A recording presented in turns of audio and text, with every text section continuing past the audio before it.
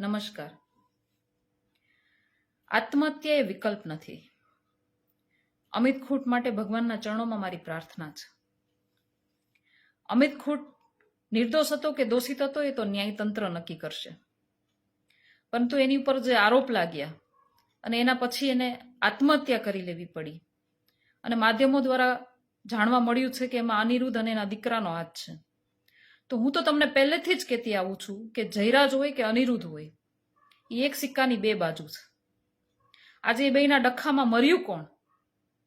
અને ભૂતકાળમાં પણ તમે જોતા આવ્યા છો કે આ બેયના ડખામાં મરે છે કોણ?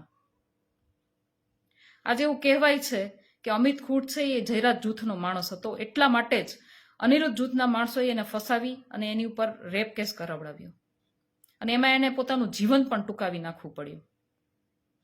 તો મારે ગોંડલના સામાન્ય નાગરિકોને એટલું જ કહેવાનું છે કે તમે જયરાજ હોય કે અનિરુદ્ધ હોય, એને વહાલા થવા જાઓ છો, એના ખોળે બેસવા જાઓ છો, તો તમારે વિચારવું જોઈએ કે આવા લોકોના રવાડે ચડવાથી આનું પરિણામ શું આવે.